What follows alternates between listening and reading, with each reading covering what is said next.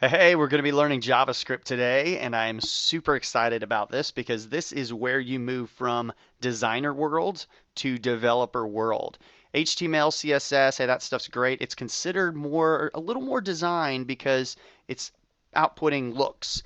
And when you move JavaScript, now you're starting to move into functionality. And the good news is if you learn JavaScript, you're set up to learn a bunch of other languages because programming is programming is programming. They're all very, very similar. So what we're going to do is go ahead and open up Google Chrome and hit View Developer JavaScript Console. Or if you're on the Mac, Apple Alt J or Command Alt J. So I can hit Command Alt J and toggle this thing open closed. Chrome, you can do JavaScript two ways. You can do it in your HTML code, like in your text editor, or to learn it and to do a lot of things, you can do it straight in the browser. This is the easiest way to learn, so this is what we're going to do because basically we're typing real time into JavaScript and it's going to real time give us what we're doing. So for instance, I can go alert, open up a colon, and then go in quotes, hi there, close out the colon, and hit semicolon, or not colon, these are whatever they're called, brackets, braces. So there you go, alert, hi there, and look, we created an alert and it says, hi there. So that's great, there you go, you're a programmer. I can also go alerts. You can do two commands on one line. As long as there's a semicolon there, it's going to know that you're done with a command and it's going to look for the next thing as a new command. So that's one of the important things with semicolons. Hi there. I say, okay. Hi again. See, programming's not that terrifying, people. It's not this actual other language. People call them languages, but the languages are in English. It's more or less just a list of commands. So another thing you can do is console. We're in the console right now, so I can do console.log. Hi there. Oh, and then it spits out hi there. And so now I can go console.log hi there, alert. Hi there. So now it's going to log hi there, and then it's immediately going to alert hi there. So there you go. So that's kind of your basics. I'm running commands, and I'm putting in the commands they're called arguments. I'm basically telling the command alert whatever I give you as an argument. So in this case, I'm telling it to alert a text string of hi there. Let's get into what is a text string. I just used that weird word. Don't freak out on me. It just basically means remember that all these characters are a thing. So if I go hi there, it knows that hi there is a text string. Let me kind of tell you the difference between a text string and a non-text string, or a string.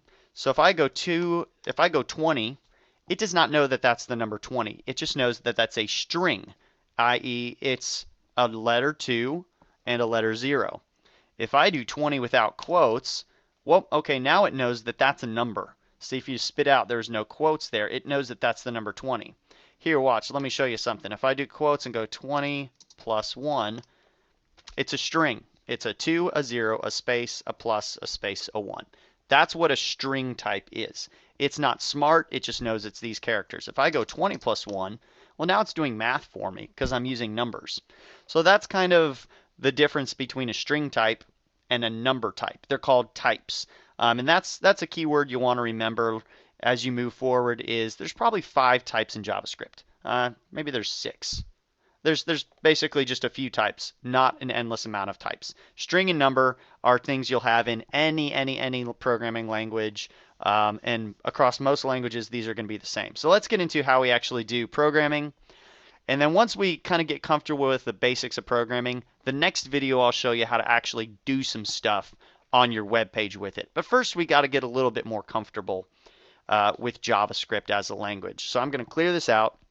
I'm going to introduce the concept of variables. A variable, it's just a lot easier to think of it as a container. Tell you what, I won't even explain it. I'll just show you how it works. It'll make sense. Var name, so I'm making a variable called name equals will. There we go. So now I basically said, hey, name equals will. So anytime I hit name, it goes, will. So if I go alert name without quotes, I'm not giving it a string now. I'm giving it a variable which is already defined. My name is Will. So if I hit alert, it says Will. Let's do that again. I'm going, let's call this one message equals hello there. So now I can go alert message. hello there. If I go alert message in quotes, then it says message because I gave it a string. I didn't give it a variable. I didn't give it a container we already defined. I gave this a brand new thing that I created as a string. Anytime I do quotes, I'm creating a new thing. I'm creating a new string, if that makes sense. What happens if you try to alert something you haven't defined yet? Alert new message, which we've not created. It says new message is not defined. You haven't created something called new message yet. Well, let's make a variable called new message. Now I can do alert new message, and there you go, my new message. So hope that wasn't too redundant for you, but that's kind of how you're going to do things. I can also create a variable called my number, and I can make this one a number instead of, so now if I do my number, it knows 200, and notice there's no quotes around it. It knows that it's an integer or a number.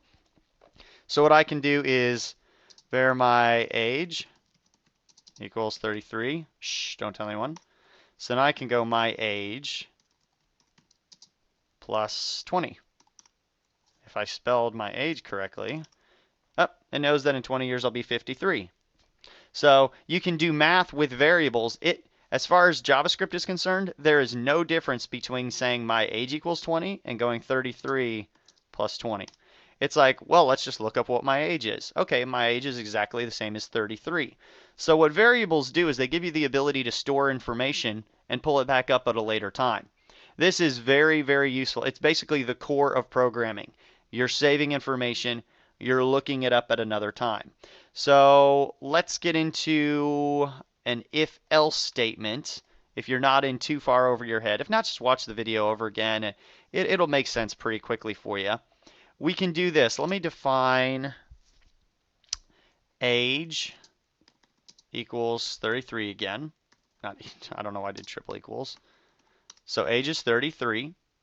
And I'm going to go if, and then I'm going to do brackets again. Age is less than, remember from your math school, greater than less than symbols? Yep. So age is on the littler side of the arrow. So if age is less than 35, and then I'm going to do these guys. And then for this, you're going to have to hold shift and hit enter, because if you hit enter, it's going to execute the command. So I hit shift and hit enter. I'm going to go, you're still young. And then I'm going to hit shift and enter again, and I'm going to close out that bracket. So let's look at what I did. I said, we're going to do a check here. If, and then whatever is in here equals true, then it's going to go execute whatever's between these braces, which in this case is just a single alert. So at this point I go, if my age is younger than 35, alert that I'm still young. Let's hit enter and see what happens. Still young.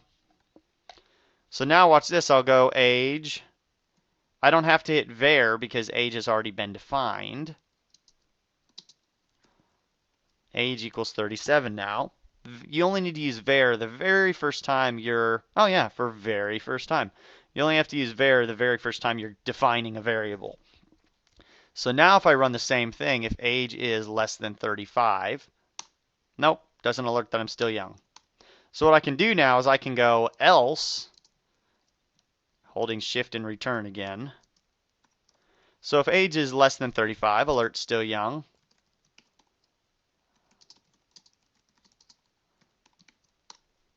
Oh man, getting old. So now it's going to check it out. If you're younger than 35, or if this number is less than 35, alert that you're young. Else, alert getting old. And this is called an if statement, and then it's an if-else statement. And that's another core thing that you're going to use programming in any language. It's just for checking stuff out. Say you've downloaded the user from Twitter, and you want to see if they have tweets. If tweets, let me see. Let me give you an example of what we do here. Tweet count equals 0. So then you can go, you've loaded up your user. If tweet count is less than 1,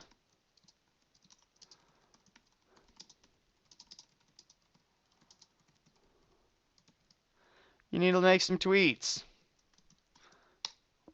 And so it's going to alert that to the user, or it's going to spit out a message on the page. It's going to do something that's a lot prettier than this ugly generic alert.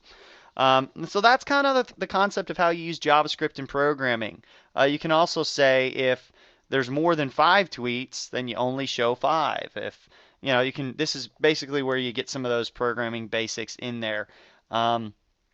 Let's do one more thing, and then we'll move on to in the next video where we actually do some cool, fun stuff on our page.